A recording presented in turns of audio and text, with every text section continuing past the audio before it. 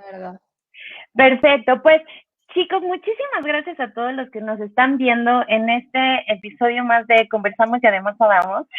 Y estamos muy contentos, hablo en nombre de Marta, por supuesto, que aunque no está aquí, ha sido Ahí partícipe de todo lo está, que hemos seguro. haciendo del Siempre. programa, siempre, siempre, siempre.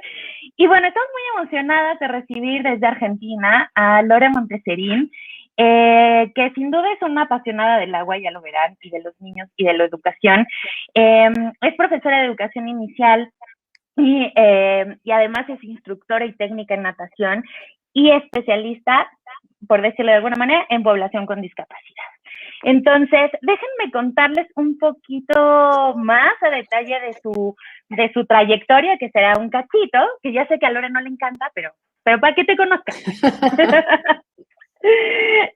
Bueno, ya les decía, docente a nivel inicial desde el 91, instructora y técnica de natación desde el 93, docente en escuelas para niños con parálisis cerebral, colaboradora de la Asociación Voluntad Integral Discapacitados de Argentina desde el 90, auxiliar técnica en torneos de aguas abiertas y de natación en distintos eventos provinciales y nacionales para personas con discapacidad y parálisis cerebral, miembro del Comité Infanto Juvenil y Comité Técnico de la Federación Argentina de Deporte para Parálisis Cerebral, miembro del Comité de la Federación Argentina de Deporte de Silla de Ruedas, coordinadora del curso de actividades acuáticas para niños con trastornos en su desarrollo, organizadora y coordinadora del Congreso de Inclusión y Discapacidad que se hizo en el 2014, expositor en el Congreso de Educación Inicial con el tema La educación inicial entre tradiciones y desafíos que se hizo en el 2018 y es coordinadora del programa de estimulación acuática adecuada desde el 96 hasta el momento. Así que, bueno, ya a partir de esta pequeña introducción. Y de hacerme acordar del año 91, o sea que uno va sacando cuentas de los años que va teniendo, y eso no está bueno. Por eso, viste, mucho no nos gusta que digan. Pero lo que no saben es que empezaste muy chiquita, Lore. Sí, muy jovencita. Muy chiquita. Yo tenía 19 años y ya estaba trabajando en la docencia. Así es. Y en la pileta. Así es. Guau. Oye, Lore, a ver, cuéntanos, ¿quién es Lore Monteserín y cómo te definirías? Soy una apasionada por lo que hago, responsable, respetuosa.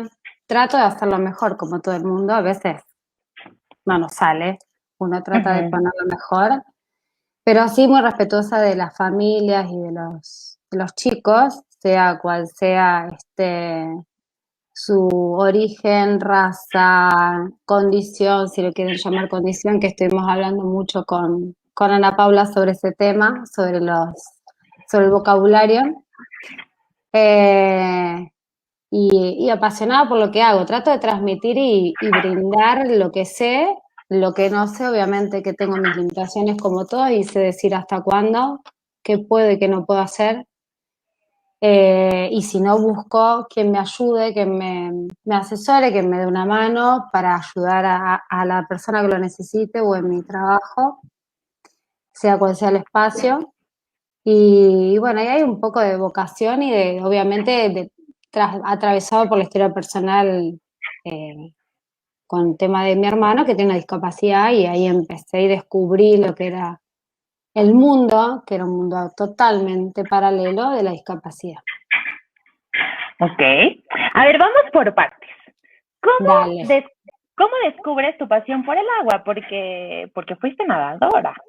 Sí, nosotros empezamos a nadar porque hacíamos todos, los tres hermanos, los más grandes, porque hacíamos proceso respiratorio. Entonces el pediatra dijo, bueno, al agua, la mejor cura para esto. Y así, bueno, mi mamá nos llevó al club y empezamos natación. Ahí empezó mi historia con el agua. Me gustó mucho, siempre me gustó la pileta, siempre me gustó nadar. Tuve personas y docentes excelentes que hoy los tengo, o sea, en el instituto donde trabajo, ellos están dando clases también y me llaman y los respeto muchísimo. Que hicieron que quisiera el espacio del agua y quisiera seguir nadando, hasta que llegó un momento que por cuestiones personales, familiares, pero también por unos cambios que se provocaron el nivel del equipo, de la competencia, de la forma en que se trabajaba, un poco entre todos, hizo que dejáramos de nadar, probamos en otro club, bueno, no pudimos seguir, y ahí dejé de nadar, pero estas huellas que decimos que nos quedan y que estuvimos charlando también, esto de lo placentero creo que siempre quedó y en mi recuerdo corporal está grabado el agua. Y por eso cuando vuelvo, digo, bueno, educación física no era primero empecé con nivel inicial. Ajá. Educación física no era lo mío porque yo, sinceramente, en tierra soy muy, muy, muy torpe motrizmente. Okay. Lo que no pasa en el agua. Entonces, Ajá. bueno, dije, tengo que hacer algo. Como fui nadadora federada, pude hacer instructora del técnico de natación, que dependía del profesor de educación física, y el curso de guardavidas también. Todo, o sea, el curso de guardavidas lo hice cuando era más grande, por eso me decían la nona en su momento, porque era una de las más grandes del curso. Pero así fue un poco la historia, el recorrido de lo que es el agua, ¿no? De buscar y buscaba eso porque me daba mucho placer. Para mí yo digo que era mi terapia. Es mi terapia el agua. Hasta la fecha. Sí. Ahora estoy un poco alejada con la pandemia, pero sí. El agua es otro mundo para mí. Ok. Oye, y a ver, cuéntanos un poco más a detalle cómo llegas o cómo surge tu interés por el tema de la discapacidad. Mencionabas un poco el caso de tu hermano y cómo lo ligas, ¿no? ¿Cómo ligas Sí, fue el todo trabajo con agua? una red que armé interiormente, digo, no la fui construyendo porque empecé a nivel inicial porque, bueno, yo estaba desde muy chica, decía que iba a ser docente en lo inicial y me imaginaba con el guardapolvo, bueno, y hice nivel inicial, pero antes de empezar el profesorado, bueno, nació mi hermano, yo tenía 17 cuando terminé el secundario. Y bueno, empecé una recorrida por los médicos y por especialistas y había algo que obviamente no, en el desarrollo, que no estaba acorde al tiempo de desarrollo. Bueno, y ahí empezamos a recorrer neurólogos, estimuladores tempranos, otorrinolaringólogos. Y ahí conocí lo que era la estimulación temprana y conocí todo lo que se trabajaba gracias, digamos, a él, todo este mundo que no sigue siendo en cierta manera paralelo, todavía no se logra lo que uno por ahí busca transmitir, pero bueno, era todo nuevo, ¿no? Entonces ahí uno empieza a ver y decir, bueno, cómo con todo esto, con esta historia personal, uno va empezando a construirse profesionalmente. Y ahí, con un diagnóstico terminal que él tenía, que fue, bueno, muy complejo, la que nos dio una mirada diferente en ese momento fue la estimuladora temprana. Okay. Cuando él estaba, o sea, ciego, sordo, él tiene ahora 32 años, y bueno, no está ciego, no está sordo, usaba anteojos porque ahora no quiero usarlos, pero digamos que ella fue la que dijo, no, acá esto no es así. Y bueno, esto de los diagnósticos también, ¿no? De esta impronta que tiene el diagnóstico en las familias, por lo que las familias pasan, por esta duda de decir, bueno, ¿será, no será? Porque decirlo lo dijeron, estoy hablando de hace muchos años, donde hablamos con vos, Ana, el otro día, no estaba todo este conocimiento sobre la modificabilidad cognitiva, el cerebro, cómo iba compensando en el desarrollo con los distintos estímulos, en donde se veía la mirada que había era mecanicista, o sea, bueno, esto está lesionado, entonces como se lesionó esto no funciona. Era un poco así la mirada, no esta mirada integral por la que muchos hoy estamos trabajando, pero realmente por esas cuestiones, ¿no? Desde este niño que tiene un trastorno de desarrollo o un niño convencional, como decimos, común, de la generalidad o sin discapacidad. Así es. Entonces, bueno, ahí me empecé a ligar, digo, bueno, a ver, y me empecé a averiguar y conocí a Vida en su momento, que estuve unos años, bastantes años, de ahí que estuve en el comité de parálisis cerebral, de silla de ruedas. Después me retiré de esas áreas, pero porque también era muy competitivo y no era lo que por ahí a mí me interesaba, ¿no? A mí me interesaba esto de apoyar a las familias, de sostener y de por ahí crear un vínculo para que puedan estar realmente incluidos a nivel social, que era lo que nosotros veníamos con mi hermano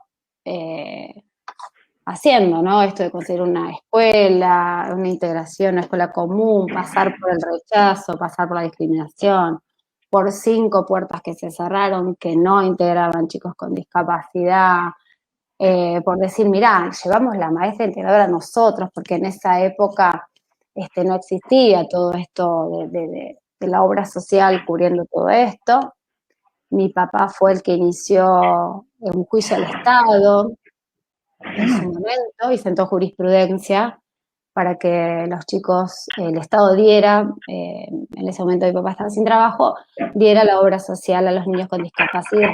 Mi hermano fue en Rosario el primer certificado que hubo de discapacidad, que vinieron desde Buenos Aires los terapeutas a hacérselo por esto de que fue una jurisprudencia de mi papá, junto con otro papá, no sé si fue al mismo tiempo, yo ya no lo recuerdo, pero que hizo lo mismo con una prepaga de una nena con síndrome de Down. O sea, fueron un poco, yo digo que los pioneros, ¿no? Porque después niño o niña que caía a la pileta era, vos tenés el certificado de discapacidad, y no, ¿y por qué no te lo cubre la obra social? Pero está la ley, bueno, anda, fíjate, bueno, después ya aparecieron las juntas evaluadoras, ahora se renueva cada 2 años acá el certificado en Argentina, hay otros beneficios, la ley se empezó a cumplir un poco mejor, no se cumple como corresponde, pero bueno, todo ese camino fue de la mano de la historia personal, ¿no? De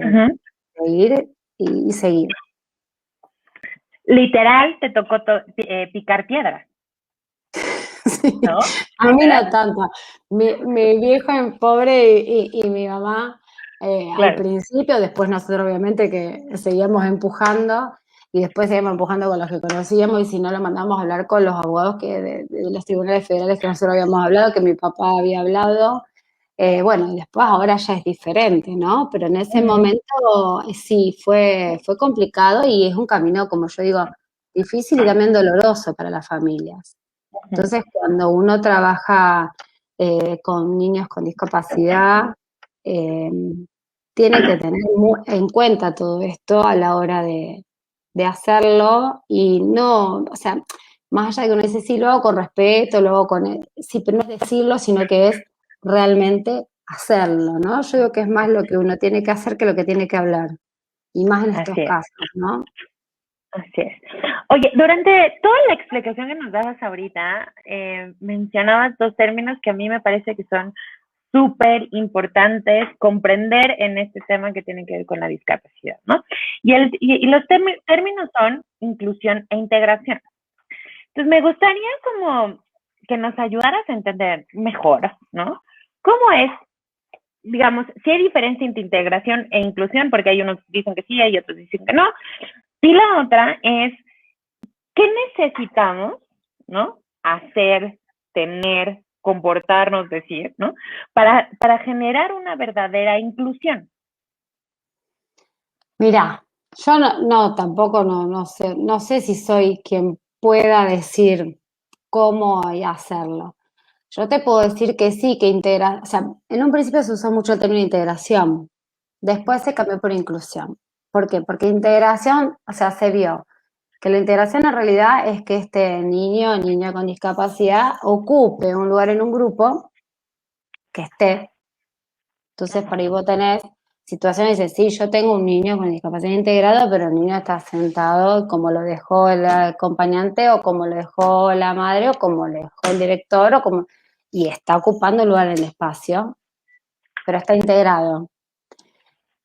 Y la inclusión pasa por otro lugar, pasa por que este niño que está integrado realmente sea parte de este grupo, interaccionando, brindándole las posibilidades para que lo pueda hacer y generando espacios y recursos para esto. Creo que un poco la diferencia es eso, que obviamente depende de nosotros, no de los chicos. Yo siempre digo lo mismo. Y siempre uno, por lo menos es mi mirada y lo que yo explico muchas veces, las familias cuando quieren que un niño esté integrado, incluido en una escuela común, entre comillas, o en un grupo común, no va a ir a buscar que aprenda matemática, que aprenda lengua, que aprenda.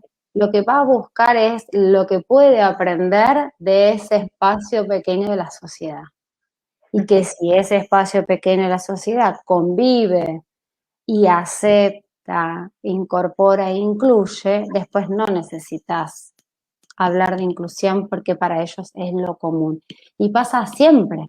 Yo tenía nenes en las salas cuando era docente y ellos me observaban las cosas que yo por ahí hacía para vincular con el nene que estaba en integración y cómo adoptábamos las actividades. Y ellos solos después iban y hacían lo que repetían en esas situaciones, lo que por ahí veían que yo hacía con ese nene.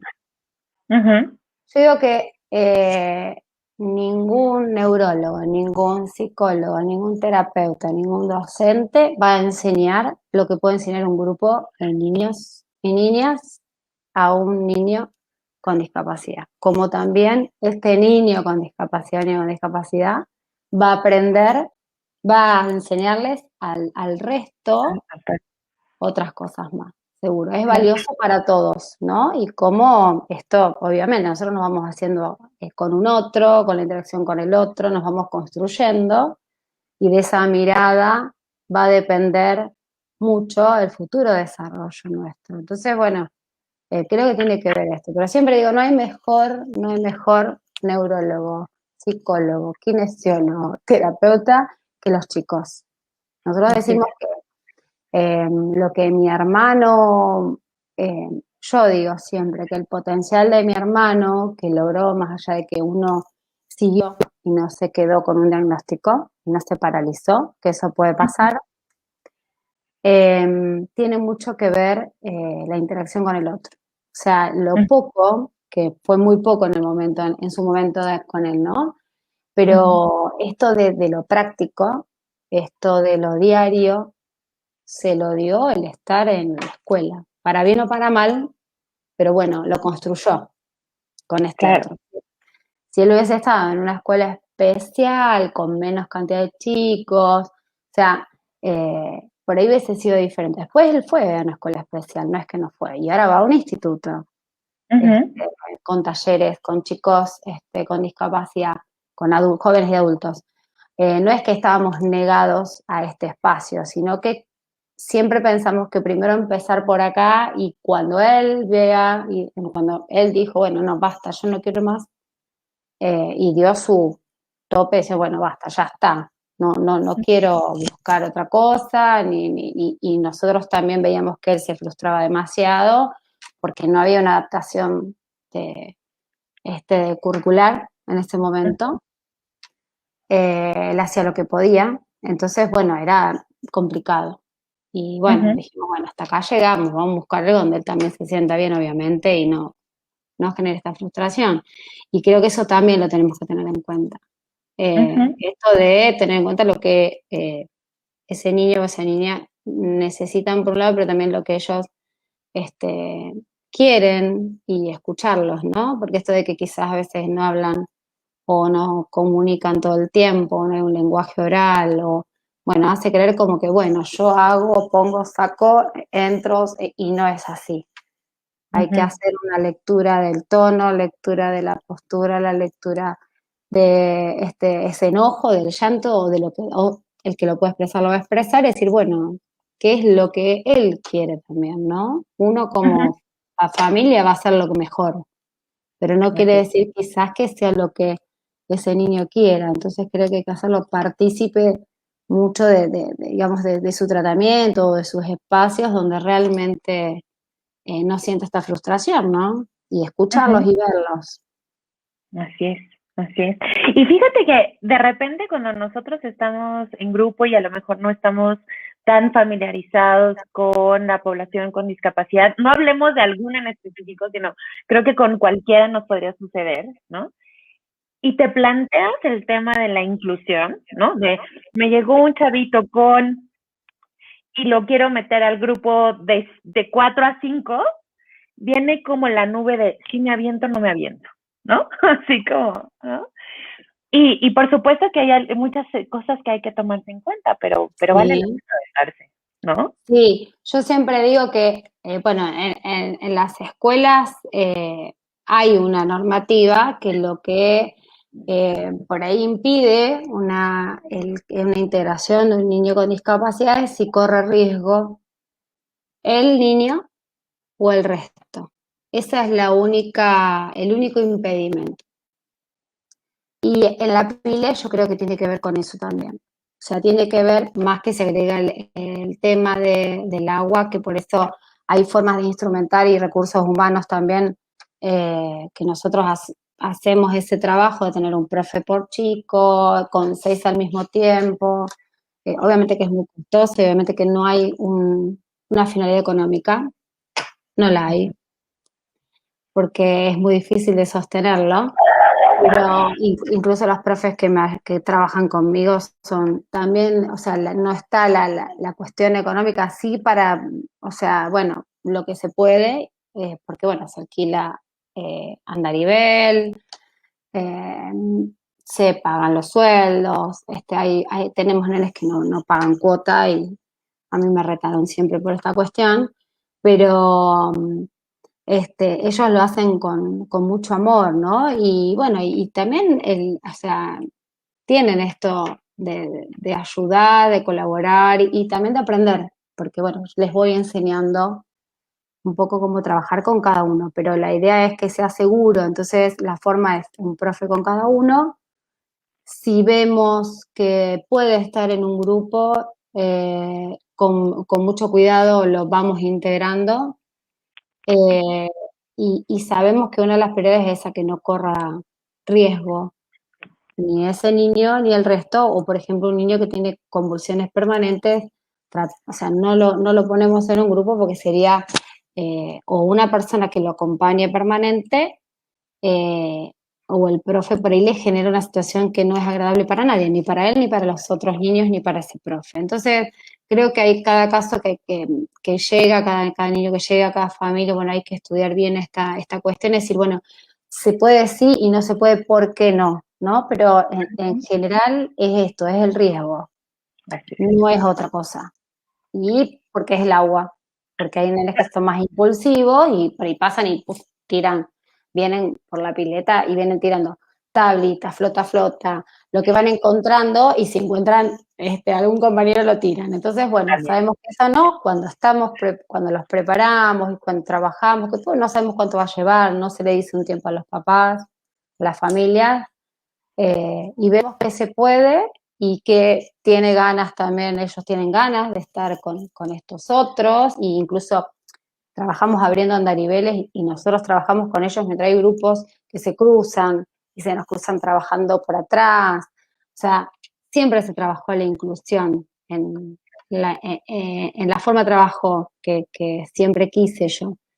De una manera u de otra, o formando parte del grupo o formando parte del espacio, pero la idea es esa, hasta que este niño, que es un caso muy complicado, esté en un horario pico, en una pileta, por ejemplo, y los chicos vean y nos pasen por al lado y nos pidan permiso, o festejemos un día del niño todos juntos, por ejemplo.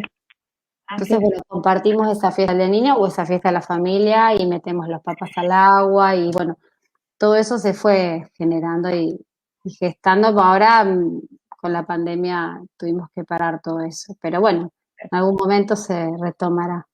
Regresarán, vas a ver.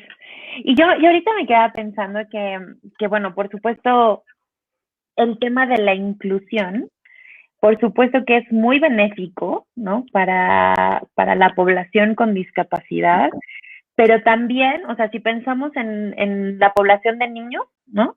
Que los niños también empiecen a hacer este trabajo de inclusión, ¿no? Que empiecen a ver que existe la discapacidad, ¿no? Que son personas diferentes, pero son personas, ¿no? Que juegan, a lo mejor diferente, pero juegan, ¿no? Que se comunican de una manera distinta y demás, también nos empieza a generar una sociedad un poco más sensible al tema. Sí, totalmente, y más justa. Así es. Más Así justa, es. porque es aceptar que hay un otro que es diferente y que puede compartir el espacio del cual puedo aprender también, porque Uh-huh. genera en ellos, o sea, en uno genera, pues lo genera nosotros podemos estar preparados, estudiar, pero cada niño nos genera algo diferente y nos corren de eje, o sea, tenemos todo muy armadito y mucha estructura, pero cuando llegó, a veces no hay libro que te cuente cómo, ni cuándo, ni dónde. O sea, por eso uno tiene que estar preparado.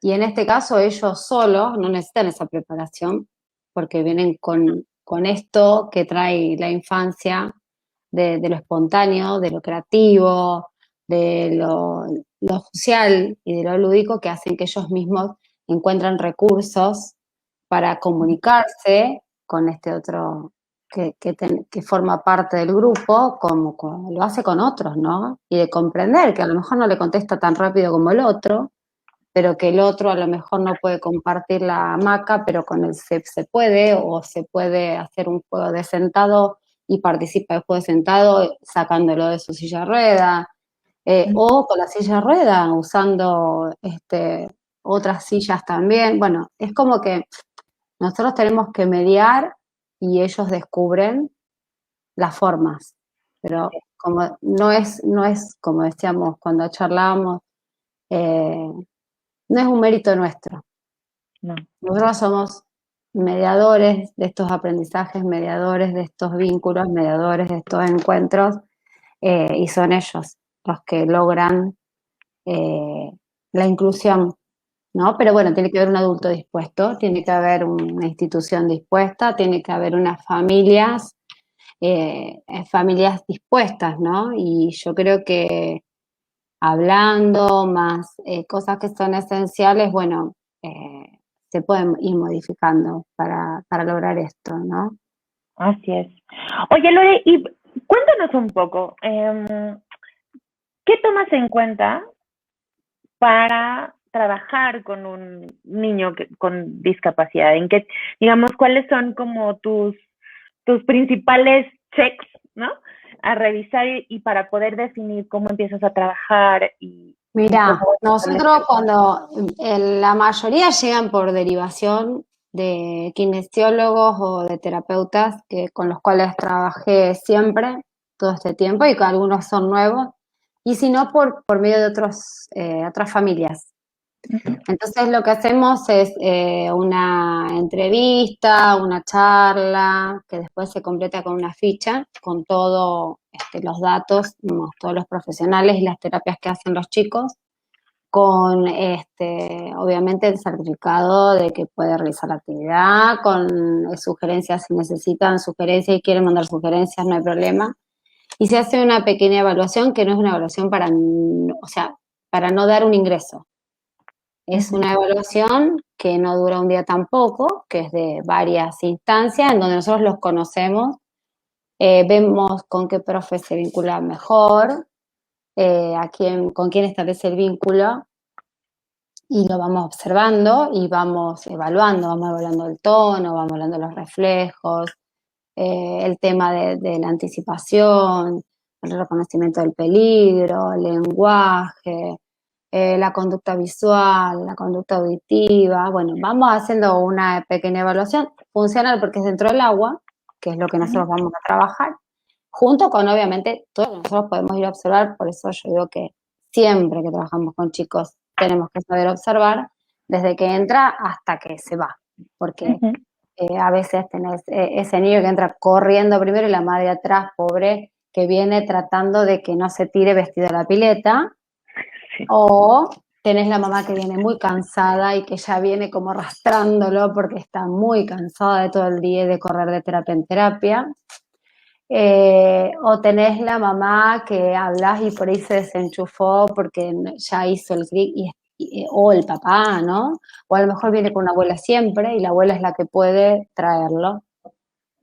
Entonces, bueno, todo esto hace a la evaluación desde el contexto, desde cómo responde al espacio y después al medio. Y a partir de ahí, lo que hacemos es decidir, bueno, un poco si puede estar en un grupo convencional, común, y si no, lo trabajamos con un profe. Cuando son bebés que derivan los estimuladores tempranos, los kinesiólogos, trabajo con el grupo común, porque siempre digo que está bueno que las mamás también hablen de otras cosas que no sea más allá de la discapacidad digamos, a veces no están todavía diagnosticados, pero de la problemática, de la prematurez de este bebé, comparten otros temas, como y cuando come, y cómo come, y duerme, y no duerme, y qué pañal usás, y qué marca de, no sé. Bueno, esto que hablamos las madres cuando tenemos bebés chiquitos, y que está bueno, porque le pasa también a todas las mamás y las familias o a los papás o a quien cumple esta función. Le pasa a todos porque son niños también, entonces está bueno que se compartan estos espacios. Y el juego y las propuestas son comunes y cada uno las realiza de acuerdo a sus posibilidades, porque no hago división por edad, o sea, tengo desde los 6 meses hasta los 3 años. Entonces, esta variedad hace que se hagan propuestas, a veces son 2 profes, en donde cada uno puede ir transitándolas de acuerdo a su desarrollo.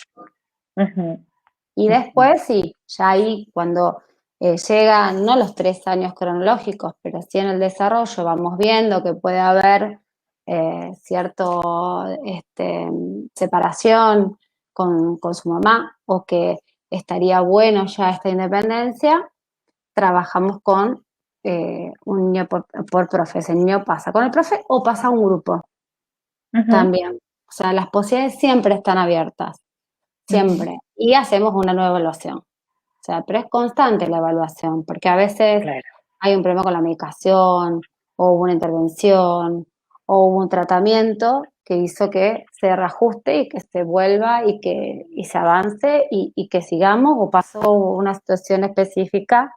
Bueno, entonces siempre estamos en permanente ajuste de lo que vamos trabajando. Ok. Oye, y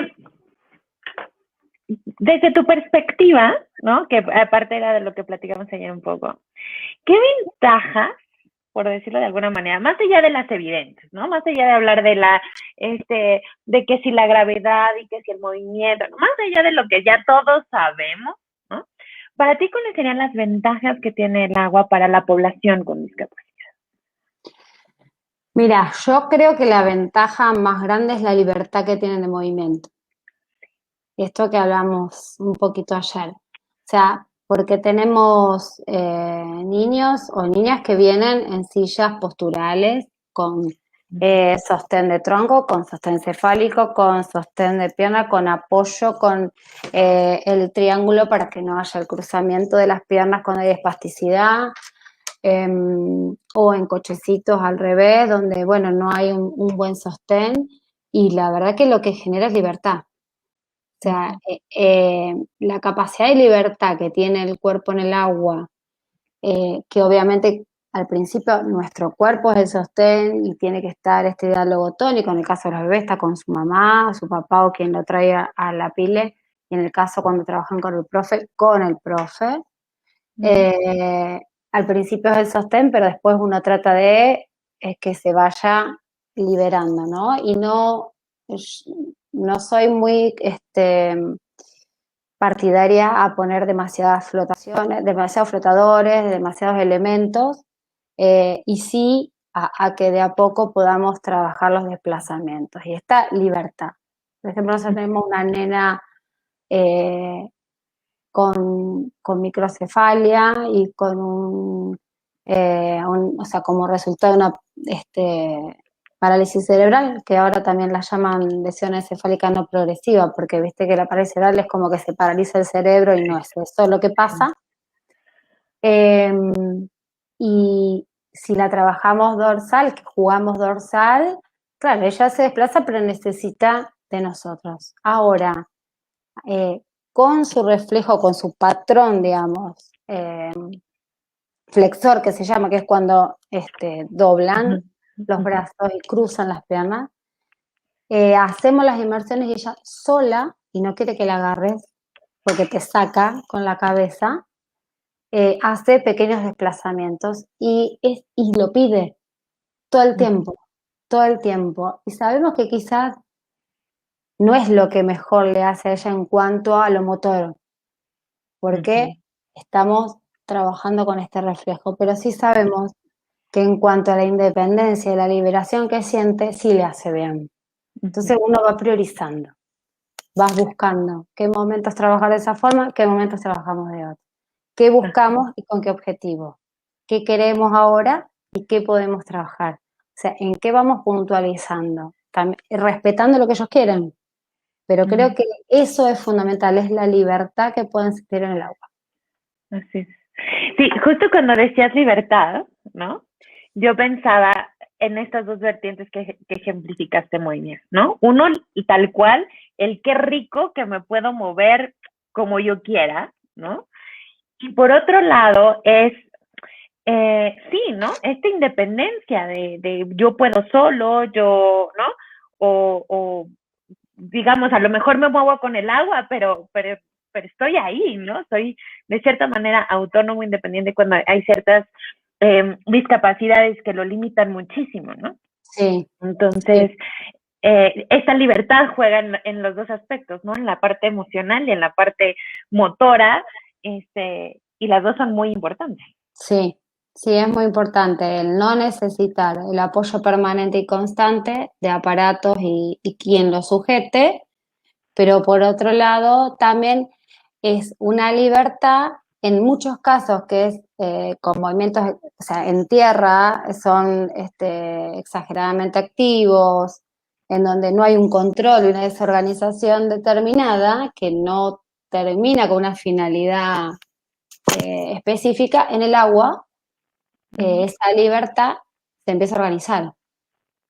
Y esto después se repite, es lo que hablábamos, o sea, la memoria motora está, queda grabado, y lo que se trata es que esto trascienda la pileta y que les sirva para la vida diaria y que ellos lo repitan. Entonces, se va reajustando todo el tiempo, se va modificando estas conductas, obviamente que cuanto más chiquititos son, mejor, pero ya está demostrado que seguimos, ¿no? Cuando somos más grandes nos cuesta un poco más ya.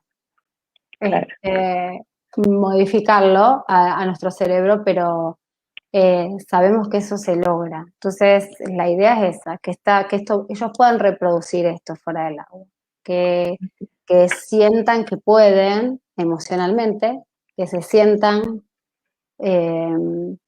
potencialmente hábiles para fuera del agua y también cuando se disparan de esa manera y se pueden regular, bueno, que esta regulación también juegue en determinados momentos fuera del agua. Es un trabajo de mucho tiempo, no es 2 días. No. No. Es mucho tiempo, tolerancia a la frustración propia, porque ahí juega la frustración nuestra. No se logran las cosas de un día para el otro. Y bueno, y saber que, bueno, no, esto no funciona y tener esta capacidad de decir, bueno, no, cambiemos porque no va o no mejor que no generarle tanta angustia. Bueno, ver cuándo se introducen los cambios. Pero eso depende mucho de la preparación de uno y de la observación de uno constante. Justo quisiera que platicáramos un poco de este tema de las etiquetas y los diagnósticos, ¿no? En donde, ¿qué tanto un diagnóstico nos puede ayudar y qué tanto un diagnóstico nos puede limitar? Que creo que juega en los dos sentidos, ¿no? ¿Cómo ves, Lore? ¿Tú qué opinas?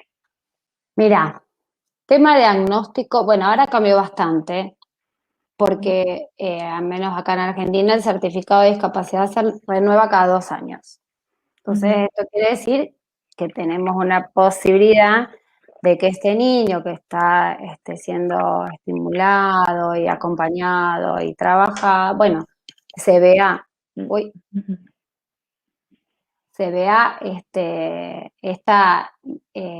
este cambio, ¿no? A nivel funcional y todo. Eso por un lado. Por otro lado, lamentablemente somos de buscar etiquetas, somos de buscar este diagnóstico, que para la familia es necesaria porque de esa forma obtiene el certificado de discapacidad y tiene los beneficios de la obra social que si no, no le da la obra social. Bueno, muchos se busca por esto. Pero el problema es cuando no queda en eso solo y la familia toma este diagnóstico y mira a partir de ese diagnóstico. Entonces lo que tenemos que hacer nosotros es ayudar, nosotros también, mirar ese niño, en desarrollo, esa niña, esa persona, y no ese diagnóstico. Tengo una amiga que dice que hay escritos también, no me acuerdo ahora la autora, que dice que los diagnósticos se escriben en lápiz, porque así Claro. los podemos borrar, porque si lo escribimos con tinta no los sacamos más. Y ese creo que es un problema hoy con los trastornos del espectro autista, que por ahí, si bien está muy bueno y se puede diagnosticar y sabemos que están los ADOS, los QChat, que son test, que son pesquisas para saber en forma temprana, pero también tenemos que tener cuidado, porque con cómo se vive hoy, y más ahora con la pandemia y la tecnología y toda esta cuestión, a veces estas alteraciones en el desarrollo son a causa de un contexto, de un entorno, y no para que tengan este tipo de diagnóstico. Hoy justo en el jardín vino un nene que la mamá le dijo a la señora, a la entrevista, que tenía un diagnóstico de autismo grado 2, un autismo intermedio, ¿no? Moderado. Y pues bueno, vino, él nos saludó en la dirección, subió, y lo empecé a observar y charlábamos y por ahí, si vos me preguntás a mí, yo no sé si puede ser ese el diagnóstico. Yo creo que hay un problema de lenguaje, que hay una mamá, un nene que es hijo único, con un contexto complicado, una mamá que habla por ese niño, un niño que empezó a hablar ahora, que antes no pudo expresarse oralmente, entonces gestualmente y con la queja y con el capricho, y hay un poco de todo, ¿no? Y eso le decía a la mamá yo, me parece que hay un poco de, sí, hay que poner límite, me decía la mamá, la primera vez que lo conocíamos, ¿no? Divino. Y bueno, creo que esto de que ya vayan con un diagnóstico de que es esto, quizás el que por ahí maneja y está preparado y en esto lo puede tomar de una manera, pero el que no sabe, el docente que por ahí no sabe de qué se trata, quizás busca autismo grado o autismo o niño con autismo y nos quedamos en ese lugar, no observarlo, qué es lo que hacemos con el resto de los chicos, porque con el resto de los chicos uno hace eso. Vas observando las distintas áreas del desarrollo, vas viendo qué pasa, cómo va reaccionando al entorno, a las propuestas, cómo es su atención, cómo es la concentración que tiene, si está acorde a la edad. Es lo mismo. Claro. No hay mucha diferencia. Claro. Y un poco lo que decíamos. No lo sacas más, porque te dicen, es el nene que tiene autismo, el nene que tiene autismo, el nene que tiene parálisis, la nena tiene parálisis obstétrica, el nene que tiene tal cosa. No es Javier, Florencia, no sé, Sí, no. Juanita, que tiene el diagnóstico de discapacidad o que tiene, sino que se transforma en esto, ¿no? Y después todo lo que ocurre por eso. Todo es a Claro, causa de este diagnóstico. porque además normalmente el diagnóstico, el descriptor tiene que ver con un no, ¿no? Lo que no puede hacer, o lo que está dañado, o lo que, ¿no? Como algo en el no, pero no en el sí, ¿no? Entonces de repente si te clavas con el diagnóstico, ¿no? Traes el no de frente y de repente eso te Exacto. nubla la vista, ¿no? Y Si de lo bien que puedes ahora hacer. toman el clasificador funcional y bueno, y van viendo esto de funcionalmente, qué es lo que puede costar más, menos, bueno, y hay un tipo de evaluación. Eh, yo creo que tenemos que mirar el desarrollo y que tenemos que mirar a ese niño y tenemos que mirar el juego y tenemos que ver cómo se expresa y tenemos que saber ver esas cosas, más allá de lo que nos diga un papel, que lo vamos a necesitar, que la familia lo necesita también para quedarse, porque hay una búsqueda familiar, decir qué es lo que tiene o de dónde viene. Aparte hay cosas que son eh, casos muy puntuales, que son muy pocos en el mundo, por ejemplo casos genéticos y bueno, y los papás necesitan saber esto y me parece perfecto porque aparte también por si quieren tener otros hijos, por si esos hijos van a tener otros hijos, bueno, un montón de cosas, no digo que esté mal, pero creo que es eso, creo que es eso, porque si no seguimos cargando la mochila como hablamos ayer, ¿no? Todos tenemos una mochila en la vida, pero a las familias y a las personas con discapacidad se la seguimos cargando, o sea, una puerta que se cierra para una integración, se carga la mochila, un club que no integra en sus actividades a ese niño se carga en la mochila, lo que no puede se carga en la mochila y se la hacemos mucho más pesada, mucho más difícil. ¿Por qué? Porque sí, se hace un certificado, pero tiene que pedir un turno, que tarda tanto tiempo, que tiene que hacer cola, pero tiene que ir a ese lugar, porque entonces tiene que ir con el nene, donde lo lleva,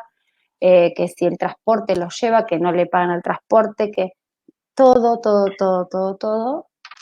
se va sumando, ¿no? Así es, así es. Oye, mira, justo Silvia Sosa nos acaba de puso un comentario que creo que es muy atinado. Dice, es pura observación y creación de un buen vínculo para relacionarse, para favorecer el conocer al otro, ¿no? Justo era lo que decíamos Exacto. ayer, ¿no? Que antes de otra Sí, cosa, lo clave era poderse el vincular. vínculo. Sí, y a partir de ahí se pueden poner los límites, se puede generar el espacio, se pueden generar cambios de conducta, se pueden generar cambios posturales también, porque el vínculo hace que ese niño esté con una relajación que quizás no la tiene si no tiene esta seguridad y este afecto y este vínculo afectivo con su docente o con su profe de pileta, ¿no? Ujú. Es muy difícil si no hay un vínculo que haya un diálogo corporal. Es casi imposible, diría yo, ¿no? Así es totalmente. Oye, y otro tema que ya más o menos tocaste, pero me gustaría hacer énfasis, es con el tema de la familia, ¿no? Al final, pues la familia tiene una serie de problemáticas, ¿no? Y también comunicarnos con ellos, ¿no? Entender estas problemáticas, lo que decías de la mochila, ¿no? Pero también nos da un contexto muy importante para las clases, ¿no? Sí, totalmente. Yo digo, siempre hay que observar desde quién lo trae, cómo lo traen, de qué manera, hasta cómo lo traen alzado, cómo está integrado en la familia ese niño. Siempre decimos, la primera inclusión es en la familia, siempre, y hay que fortalecer esos vínculos y tiene que estar lo más incluido posible en este núcleo familiar para poder sostener después el afuera, ¿no? Uh-huh. Y es muy importante a la hora de elaborar las estrategias de trabajo. ¿Qué es lo que ellos quieren también? ¿Qué es lo que buscan? ¿Qué piensan que pueden encontrar? Y si realmente se lo podemos dar. Porque, como decíamos a veces, tienen una familia y dice, porque yo quiero que aprenda a nadar, y bueno, y yo le digo, mira, acá no va a aprender a nadar.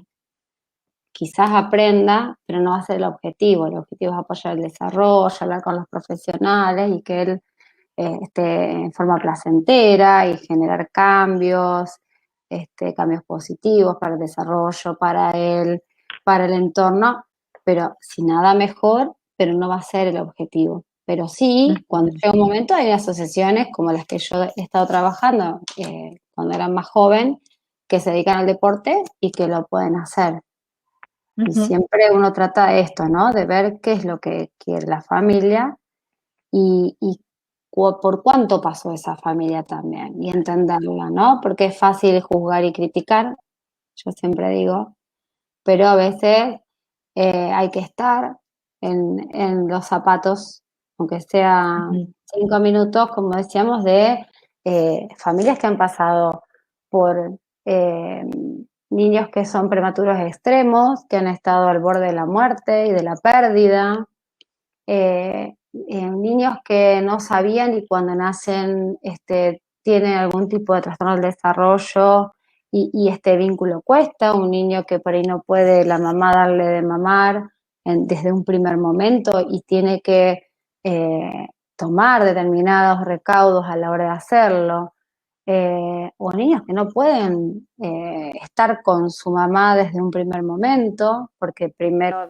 hay que hacer que sobreviva este bebé de acuerdo a la situación que pasó en el parto, y el después de estar en neo, o sea, acá en Rosario, por ejemplo, hay una sola neo que los papás, que es municipal, que los papás pueden estar, las familias, o la mamá o el papá o quien se encargue adulto de este bebé, durante todo el día, para que no entren y salgan, porque a veces es peor salir, volver a entrar en un ambiente de estos.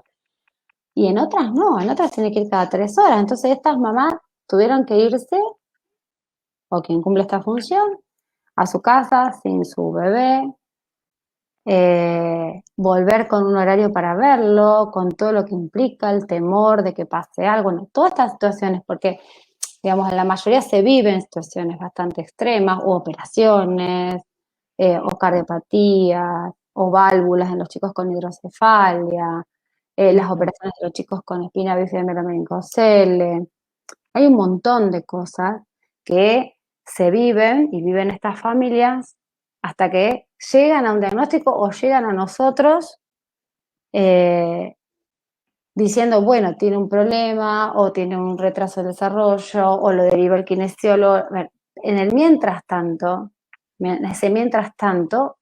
sufrió mucho esa familia y hubo que lograr un duelo, una pérdida y bueno, y empezar, ¿no? Y empezar a conocerse y empezar a buscar códigos, en muchos casos de comunicación, y saber que hay mamás que quizás no pueden, hay un niño que no habla, esa mamá no escucha un te quiero mamá desde que tiene a lo mejor 3 años, a lo mejor lo escucha a los 5 o a los 6, si bien algunos o sea, abrazan a su mamá los conoce, y está, pero también hay que ponerse en esto, ¿no? O un niño que por cuestiones sensoriales está todo el tiempo tapándose los oídos con los ruidos fuertes, o gritando, o niños con trastornos, como yo te contaba, que tuve este niño con trastornos psiquiátricos de muy chiquitito, en medicación muy fuerte. Bueno, todas estas situaciones, o sea, es el contexto de este niño. Entonces no es el diagnóstico y lo que yo veo. Por eso hay que hablar, hay que estar, hay que escucharlos y tratar de ayudar en lo que uno puede, obviamente, ¿no? Porque para eso después están los profesionales con los que uno trabaja, se nutre y se sostiene, porque uno se va sosteniendo con el otro y se va ayudando en esto, ¿no? Claro. Conocen más a la familia, el que lo derivó, y bueno, y uno va trabajando también desde ahí con esto del diagnóstico y la familia y lo que no pasa, y bueno, hay, hay muchas soluciones a mano cuando son más chicos, cuando son más grandes se complica un poco, según los casos, según las posibilidades, porque no todos tienen las mismas posibilidades, ¿no? Desde la salud, desde la terapia, no es lo mismo un niño con obra social, el que le cubre su obra social, lo que a veces da el Estado. En algunas discapacidades sí está cubierto por el Estado un tratamiento, en otras no. Y bueno, los institutos, el traslado, un montón de cosas hay en juego en todo esto. Así es, así es.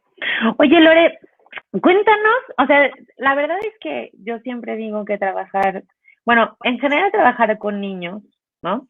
Pero bueno, si te enfocas en el tema de la discapacidad, te incrementa un poco. Yo siempre digo que trabajar con niños en el agua y con discapacidad es toda una aventura, ¿no? No sabes qué te va a pasar en ese día, ni cómo te van a sorprender.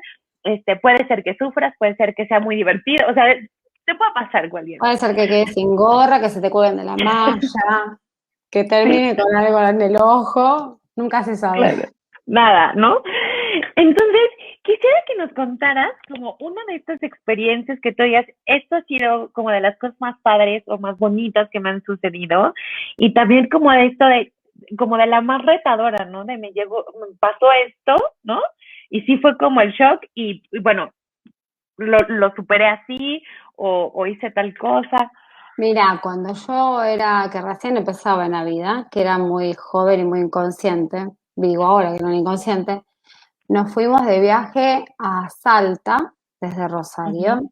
Teníamos, creo que era un día casi en colectivo, uh-huh, eh, con dos chicos chiquititos, de 6 a 14, con cualquier tipo de discapacidad. Cuando yo trabajaba para la Federación, para FAEPAC, se hacían así encuentros de infantos juveniles. uh-huh. Íbamos silla de rueda, los chicos con discapacidad, con síndrome de Down, bueno, todos, ¿no? Y me acuerdo que no dormimos en toda la noche porque estaba, no me acuerdo el nombre, si era Marito, que se dedicó, que era un conservan, con una botella de plástico a despertar toda la noche al resto de los nenes. Y yo me quería morir, digo, ¿qué estoy haciendo acá? Digo, esto, ¿yo cómo hago? No lo podía parar, no había forma, los profes que iban con nosotros no podían parar, ninguno podíamos parar, hasta que uno, bueno, lo convenció y se quedó sentado hasta que se cansó, y bueno, durmió un rato, pero fue una odisea. Y bueno, y después lo lindo era, o sea, nosotros lo bañábamos, los cambiábamos, o sea, no habían ido, habían ido dos familiares, habíamos ido con dos médicos, Uh-huh. me acuerdo que estudiaban en fisiatría, y bueno, nos encargamos nosotros, o sea, Uh-huh. 5 días, 4 días fueron una locura, que nosotros nos hicimos cargo de los chicos, que era bañarlos, la comida, todo. Y bueno, y después la vuelta que cuando obviamente que volvimos fundidos, pero fue una experiencia hermosa. La Uh-huh. pasamos muy bien, pero me acuerdo que era una cosa que decíamos, ¿cómo lo paramos? Porque no podemos estar las 24 horas, o sea, los otros tienen que descansar también. Y él iba con la botella re contento, estaba súper feliz. Después obviamente teníamos todos los recaudos allá porque teníamos miedo que se nos escapara. Pero esa fue una experiencia linda. Y otra era cuando eh, una de las veces que fuimos a Chapadmalal, en Mar del Plata, también con otro contingente, iban gateando dos nenes con parálisis cerebral, que después los vi de grandes, a comprar al kiosco. Entonces dijimos, bueno, tomen y arréglensela. Y Claro. tenían 7 años. Y ellos fueron los dos, iban gateando y se la arreglaban y se compraban lo que querían y volvían. Es más, no hablaban ninguno de los dos, no, o sea, no tenían lenguaje oral. Y Uh-huh. bueno, nosotros atrás sosteniendo, pero tratando de que, dándole la posibilidad de que lo hicieran, ¿no? Esa fue Uh-huh. una de las cosas también lindas. Pero la Claro. verdad que hay muchas cosas, muchas cosas. Nenes que, por ejemplo, correr alrededor de la pileta tipo dibujito animado, nos pasó muchas veces. O sea, que el guardavidas gritarle que agarre de allá y el otro, el profe lo corría por acá y vos veías y parecía de dibujito animado, ¿viste? Claro, claro. De película, porque, bueno, empezábamos así. Después ya todo eso iba modificándose, ¿no? Pero en un principio decís, bueno, a ver, cómo busco, cómo encuentro para que esto, o los nenes que por ahí gritan mucho, en el ambiente de la acústica, viste, de la pile que por ahí es diferente, y te miran como, ahí viene ¡Sí! Martita. ¡Llegó! Hola. Anita, Hola hola. Lore, ¿cómo estás Lore? Hola Anita. Bien, ¿vos? Hola. Hola, qué ¿Mejor? bueno que llegaste. Aquí estoy. Ya llegué tarde, pero llegué. ¿Cómo están? ¿Cómo se Bien. la están Bien, pasando? Como muy bien. siempre. Hablando, Excelente. hablando. Qué bueno, Lore.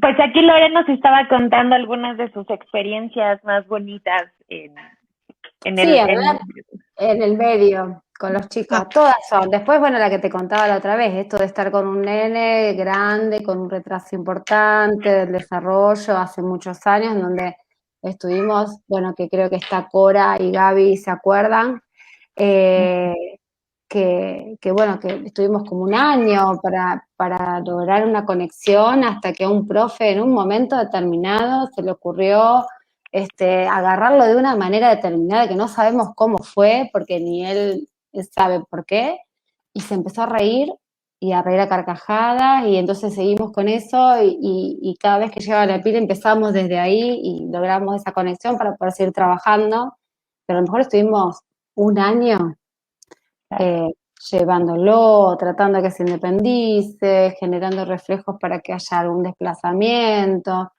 Bueno, fue un trabajo a lo mejor de un año para lograr eso, ¿no? Claro, Pero después cuando se logró fue algo impresionante, ¿no?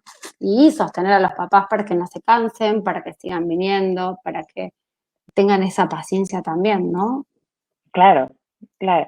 Fíjate También. que no- no- algo de lo que estábamos hablando hace rato era de la importancia de quienes somos educadores, docentes, instructores, terapeutas, como se quiera titular cada quien, ¿no? Pero de la importancia de ser observadores, ¿no? ujú. Y esta parte de, hay veces que, claro, ¿no? El logro puede ser muy evidente, ¿no? De un momento, a lo mejor llevas, como decías, un año trabajando y no ves nada y de repente pasa todo, ¿no? Es así. Y se O, desencadena todo. ajá, Ujú. exacto, ¿no? Se va desencadenando todo. O el chiquitín te va dando como pintaditas de que por ahí se va a animar, ¿no? De que por ahí y si no lo ves, pues a lo mejor paras, ¿no? Porque dices, híjole, pues, ¿para qué Ya sigo? ¿No? está, no, sí, seguro. Y la otra es que los papás desde afuera, o sea, si no están adentro del agua, ¿no? Si están en gradas o etcétera, difícilmente van a ver eso, ¿no? Ujú. Y a lo mejor te ven a ti haciendo fiestas, pero no van a ligar qué está pasando, ¿no? Y entonces que yo siempre digo que es bien relevante poderle hacer evidente al papá ese, ese micro avance, ¿no? Sí. Que no es micro, ¿no? O sea, uno que no es micro, que implicó mucho esfuerzo, mucha concentración, mucha dedicación. Y entonces, porque también si el papá ve eso, también va a empezar a buscar cosas afuera, ¿no?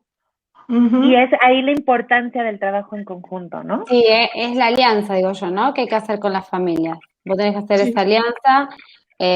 Yo te he contado que yo no dejo que se vayan los papás afuera, salvo que, bueno, que tengan mucha confianza, pero, y ellos decían decir, bueno, me voy un ratito afuera, pero yo trato de que se queden para justamente ver esto, porque a lo mejor eso pasa en un ratito y se lo pierden. Y si quizás querés que lo repitan, a lo mejor ese día no lo van No a vuelve a repetir, pasar.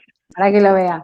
Entonces yo trato de que estén para que también cambien esta mirada y que vean lo que pueden y lo que se va logrando, y después en la casa ellos siguen buscando esta reacción, y si van a una pileta obviamente, ¿no? Mucho más, pero aparte también por eso hago que se metan a la pileta. Por ejemplo, todos los fines de año se metían a la pileta las familias, porque yo les iba mostrando cómo lo podían agarrar, cómo pueden estimular de a poco, porque la idea era que la pileta con nosotros duraba en invierno, pero el verano que vayan a un camping, que vayan a un lugar al que ellos quieran y que estén tranquilos, y el que podía estar solo le mostrábamos cómo, hasta dónde o qué observar para que se dieran cuenta que estaba cansado o que ya no quería, o cómo o con qué elemento auxiliar por ahí podía estar más tranquilo, siempre con la mirada de ellos, pero de qué manera también ellos podían ir tranquilos a disfrutar de una pileta como cualquier otro papá en verano, en un camping, en una pileta de un club o en donde sea, y que no tenía que ser solo en la actividad. La Así es. idea era que esto los recursos que nosotros le dábamos era para que ellos pudieran, cuando estuvieran en vacaciones, cuando vayan al mar, cuando vayan, bueno, les sea útil. Y así es que muchos nos mandaban, decían, mirá lo que es, yo ahora cómo lo paro, nosotros no podemos, no somos como ustedes, ahora qué hago con este chico, y nos mandaban la foto. En Córdoba, en el arroyo, ellos, y los padres desesperados porque decían, yo cómo hago, no somos como ustedes, que ustedes flotan, nosotros no flotamos, ¿no? Ajá. Pero sí, la idea es esa, es que ellos estén, que cambien esta mirada, que ayude al cambio de mirada, que ayude a que vean que comparten el medio con otros, otras personas comunes y que no usamos ningún elemento especial. Eso se lo dejamos a Paquito, que use Paquito en hidroterapia, que es el especialista, o a los kinesiólogos que son los especialistas. Nosotros tratamos de trabajar con nuestro cuerpo, con los elementos comunes y juegos muy comunes. No se buscan grandes cosas. Es simple. Ok. Oye, Lore, y por ejemplo, ya hablábamos de la capacidad de observación de los educadores acuáticos, hablábamos de la comunicación importante con la familia, ¿no? Y con incluso algunos otros especialistas. Pero ¿qué otras características para ti serían indispensables que tuviéramos o que desarrolláramos todos los educadores acuáticos que quisiéramos trabajar con población con discapacidad? Yo creo que frenar el instinto de decir, bueno, yo me meto y agarro, yo me meto y hago, ser pacientes, esperar, tener mucha paciencia, mucha tolerancia, que junto con esta observación nos van a dar la clave para instrumentarlo, ser mediadores de estos aprendizajes, saber qué es significativo para esos niños, para ese niño, o sea, cualquiera, pero bueno, qué es significativo realmente, y construir una modalidad propia, porque uno puede brindar la experiencia, pero en realidad el que lo hace es el que está en ese momento trabajando. Yo a los chicos, a los profes que trabajan conmigo, por ahí le he dicho, bueno, mira, probá tal cosa, pero se lo dije después que ellos se vincularon, que fueron probando, incluso a veces las familias te dicen, y dice, pero mira que no le hace mucho caso, bueno, espera porque tiene que establecer el vínculo, buscar la estrategia, y trato de que surja un poco, o sea, obviamente la creatividad, ¿no? Desde lo que saben, desde cómo se forman, y ver de qué manera con ese niño trabajan. Creo que eso es importante, ¿no? Esto de ser pacientes, de observar y de ir probando. No vas a pasarte toda la vida probando porque es tiempo que ellos no pueden tampoco perder porque yo no sé lo que hago, sino desde donde sé, sabiendo lo que estoy haciendo, pero teniendo en cuenta que cada uno es diferente. Como decíamos la otra vez, esto también es importante, que no hay un niño con síndrome de Down igual a otro, que no hay un niño con parálisis cerebral con la misma lesión, con la misma discapacidad, con la misma funcionalidad igual a otro. ¿Por qué? Porque tienen contextos diferentes. Entonces, el momento en que la familia está conformada de una manera, que vive en una casa de esta manera, que cree, porque el sistema de creencias tiene mucho que ver también en la evolución del niño y de la niña, ¿no? Esto de que crean lo que sea, en un Dios, en alguien superior, en el universo, en los ángeles, no importa. Pero bueno, todo eso hace a la diferencia de cada niño. Más allá de cuál sea su diagnóstico y que genéticamente sea igual y que fenotípicamente se exprese igual el gen, o que sea una cuadriplegia de las mismas condiciones, no importa. Claro. Y sabes que yo pensaba que, sobre todo en las clases individuales, ¿no? Cuando estás directamente tú con un chico con discapacidad, el propio vínculo genera, yo digo, como una combinación, ¿no? Entre lo que tú eres como instructor, como persona, ¿no? Y lo que es el niño. Entonces, ese vínculo, esa combinación, puede generar cierta complicidad, puede generar algunos otros elementos que, uno, no te van a funcionar igual con los otros chavitos, ¿no? Porque cada combinación es distinta, pero además la exploración que hagas también, digamos, hay cierta parte de la intuición, ¿no? Que te da este vínculo, ¿no? Que seguramente te va a decir qué cosa te va a funcionar mejor que otra, ¿no? O te va a ayudar a entender por qué algo no te funcionó, porque de repente a lo mejor lo entiendes cuando no te funciona. Seguro. Pero sí estar también muy al pendiente de esta intuición que no es mágica, ¿no? Sino que está alimentada por el conocimiento del otro y de entendimiento del contexto, ¿no? Y por de la supuesto, escucha de la familia, porque a veces no también. se escucha y la mamá en un momento vos hiciste algo y te dice, no, pero eso no le gusta.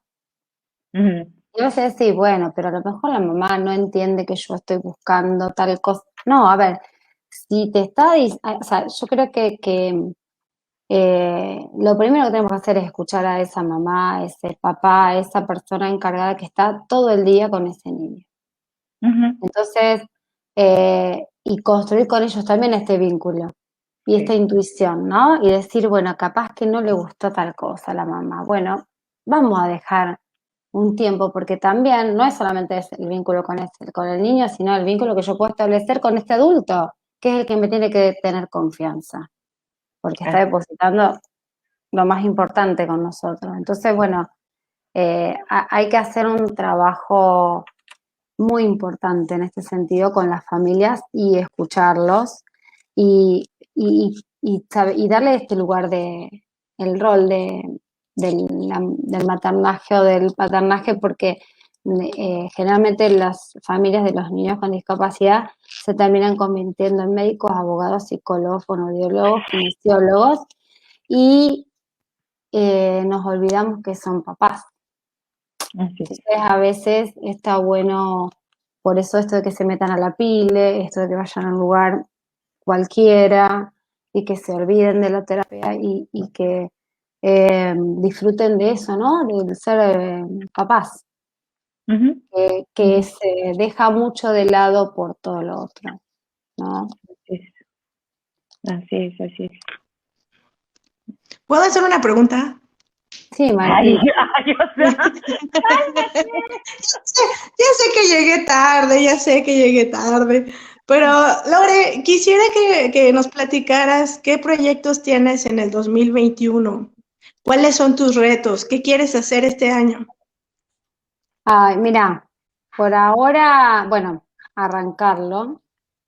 Y justo ahí también me llamaron, bueno, hoy estos días estuvieron preguntándome las familias por la pile y hablé con el dueño de la pile también. Y dije, bueno, vamos a esperar qué pasa, ahora nos están vacunando. uh-huh. ¿Qué pasa con la vacunación? ¿Qué pasa con la apertura de las escuelas? Porque abrimos las instituciones, así que también yo estoy en la dirección del jardín y también tenemos que ver qué pasa con el jardín, cómo vamos trabajando el protocolo de este formato nuevo educativo. Bueno, y creo que hay mucho movimiento entre escuelas, institutos. Va a haber mucho movimiento y no creo que sea lo adecuado empezar ya. Pero las ganas están, los profes también algunos me están preguntando, y bueno, y vayamos de a uno, me decían. Bueno, va a haber que modificar el proyecto, no va a ser lo mismo, pero bueno, la idea sería poder ir, aunque sea, y empezar, aunque sea a mitad de año, por ahora. Pero bueno, la idea es poder arrancar.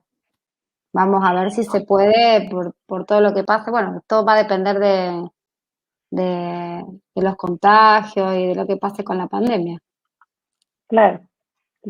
Oye, y por aquí Lore preguntaba a José Luis Olivares que le gustaría como capacitarse más en relación a la discapacidad y el agua, que si tú no vas a dar cursos o algo próximamente. Sí, estuvimos, bueno, con Dalmi, la otra vez hicimos la charla de prevención, pero doy un curso de capacitación que doy de 4 módulos, uno mensual, y hacemos, decidimos, por esto de la pandemia y esto de ver qué pasa con la apertura y todo, hacerlo con casos clínicos presentados, la práctica, en virtualidad, y en donde, bueno, hay kinesiólogo, está la estimulación temprana, que es una terapeuta que trabaja mucho conmigo.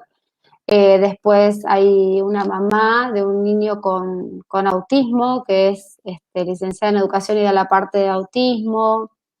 Está la parte de deporte de alto rendimiento, con discapacidad. O sea, tenemos distintos módulos que, bueno, un poco lo modificamos con la pandemia, pero la idea es hacer prácticas con los casos clínicos, con los nenes que yo tengo avalados por los papás, porque todas las fotos y lo que por ahí uno manda son los niños que firmaron, los papás que saben que se utilizan con fines educativos y para las redes, porque vieron que tienen que tener una autorización, todo eso.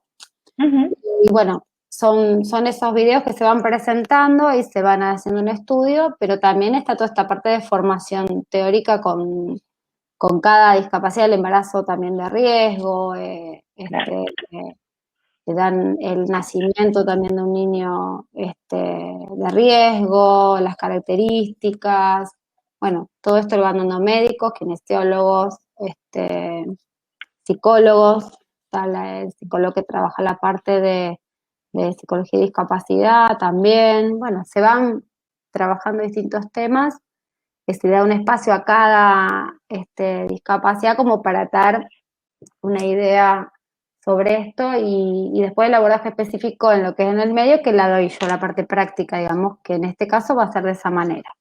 Ese curso empieza en abril, son 4 módulos, un sábado por mes, y después está el de bebés que también doy, que también es con psicólogo, con RCP, con la estimulación temprana, con el psicólogo que habla de juego, la evolución del juego, que ese se hace después, pero ese sí tiene una parte práctica de cierre en el agua que, si Dios quiere, este año la vamos a poder hacer en noviembre.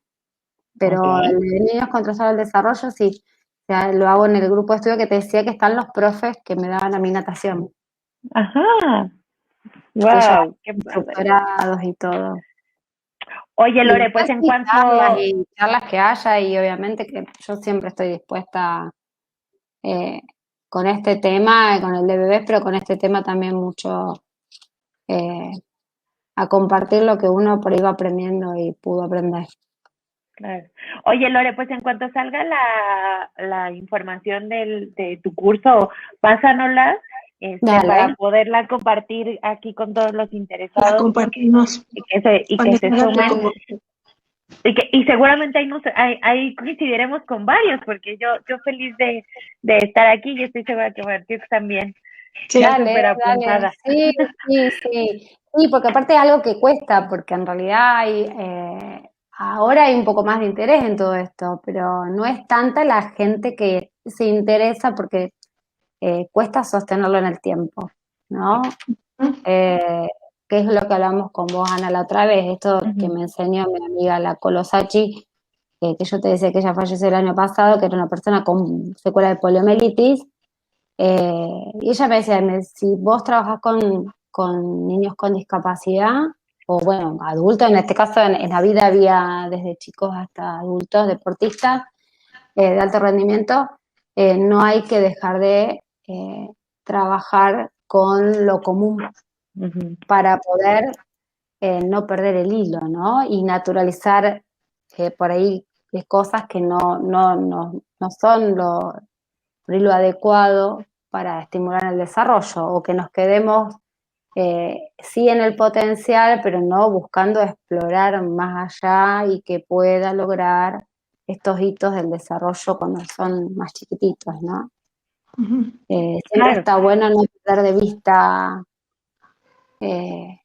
la parte de lo convencional, por eso decimos siempre que, yo digo siempre, que hay que tener muy en claro el desarrollo normal para poder observar al trastorno del niño con trastorno de desarrollo, ¿no? Estar formado mucho del desarrollo, o sea, normal para esto de a la observación, decir, bueno, acá hay un signo de alarma, algo está pasando, la prevención, que es lo que somos, agentes de prevención cuando trabajamos con infancia, y decir, bueno, a ver, acá me está haciendo ruido esto, pero esto lo sé si yo realmente tengo en claro cómo es el desarrollo convencional. Si bien hay diferencias, dentro de esas diferencias hay cosas comunes, ¿no? Claro. Que sabemos que tienen que suceder en el desarrollo.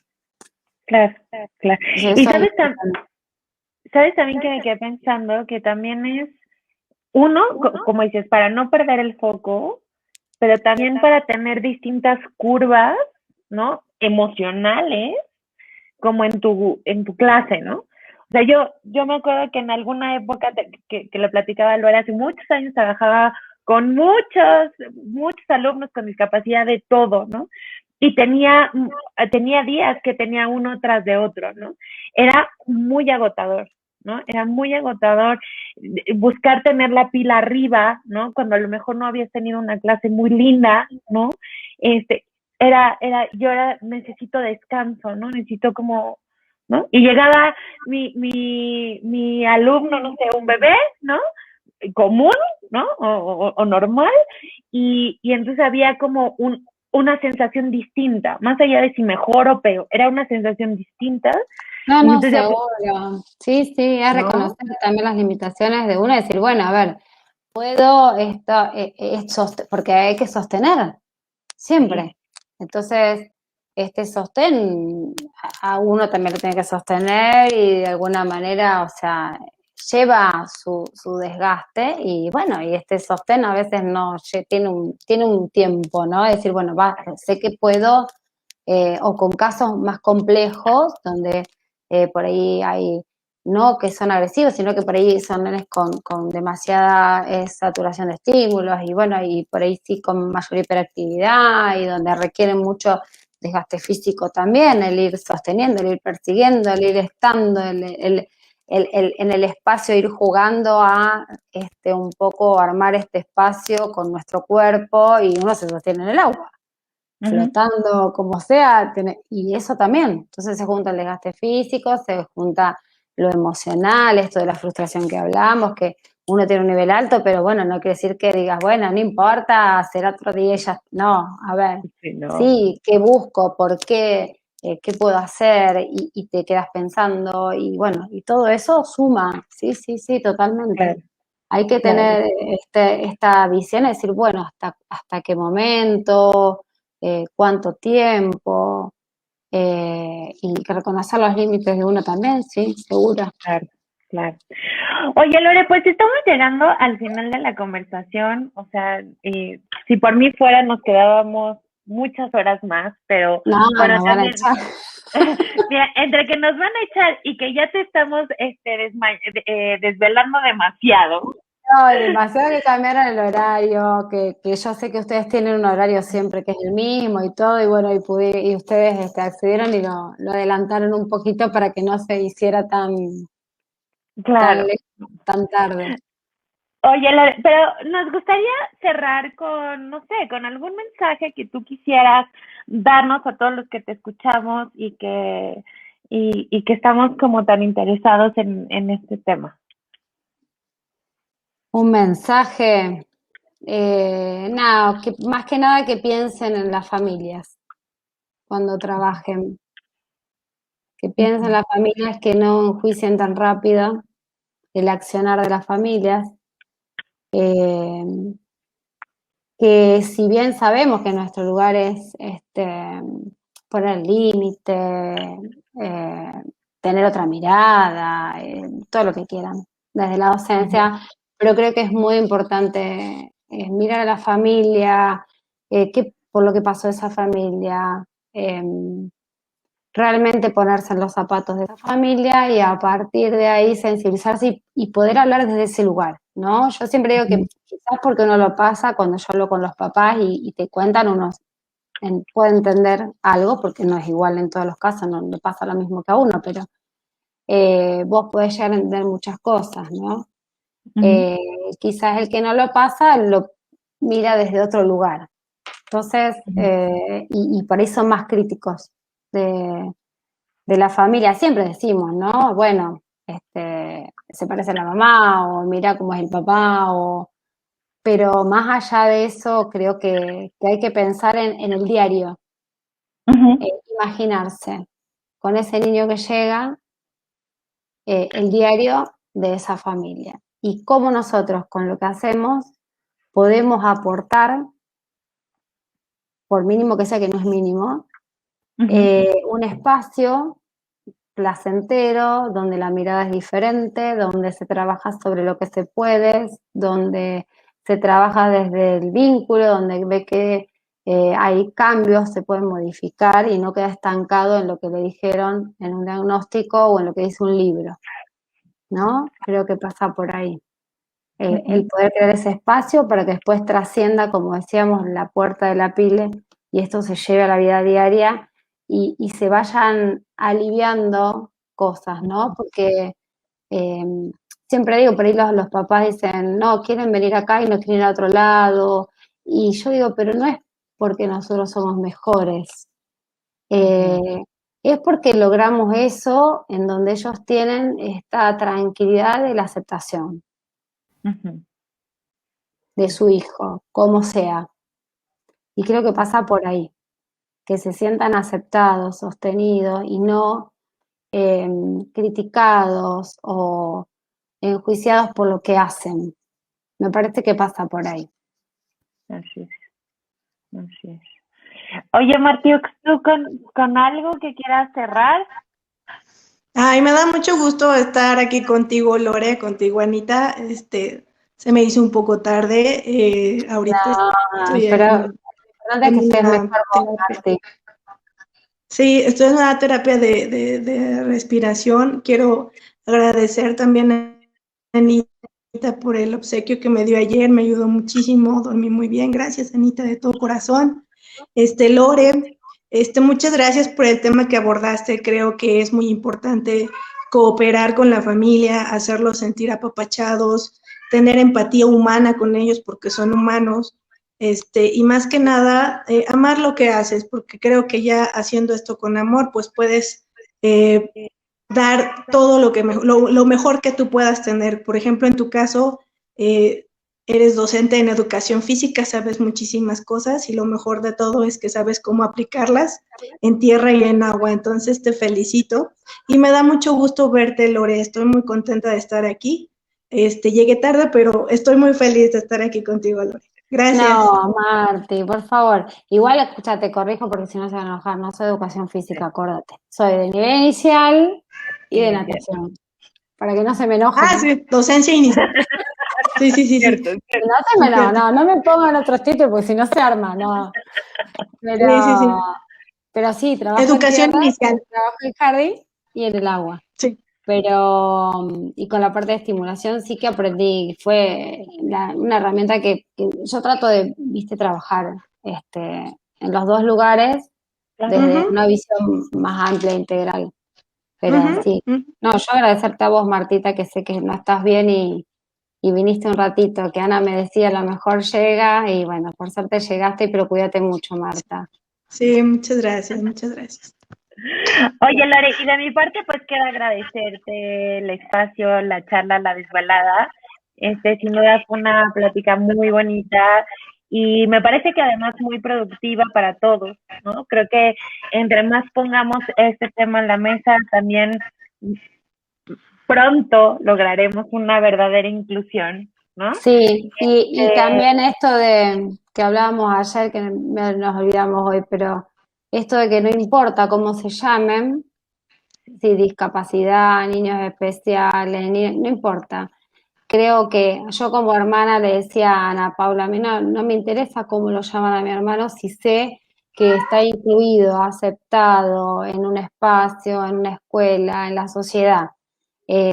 Porque lo que duele es ver la soledad por la que pasan cuando son, en el caso de mi hermano, que es más grande, ¿no? Y eso cuesta mucho. Entonces creo que no depende de la terminología que usemos, sí, obviamente que si ellos se sienten mejor son los primeros en decirlo y decir, bueno, no, yo quiero que me nombren de esta manera y me parece genial, pero creo que lo que los familiares buscamos y las personas que estamos en esto es el cambio desde lo interior, no de cómo se mencione, porque no dejamos de buscar una clasificación. El cambio es el cambio de mirada, el cambio de lugar, el cambio de la predisposición hacia el otro. Así es. Totalmente, totalmente. Y bueno, ojalá, Lore, que sea la primera de muchísimas charlas más. Por acá, ojalá que puedas echar un ojito, hay varios comentarios de mucha gente ahí, pues básicamente agradeciéndote la conversación, y que creo que sería muy lindo que los leyeras. Déjame, leo alguno. Por ejemplo, está Alicia Reyes, dice: felicidades, estos temas hay que visualizarlos cada día más. Y dice que qué lindo es verte, Martiux, así que te manda un abrazo. Dalmi Díaz dice: esto es un ejemplo a seguir, Lore. Gracias, Ana Paula y Martita, por regalarnos esta charla, y gracias, Lorenita, por tu generosidad de siempre. Cora Masip, por ejemplo, dice: aparte de todo lo que sabe Lorena, todo lo que transmitirá, lo más importante es la gran persona que es y su enorme calidad humana.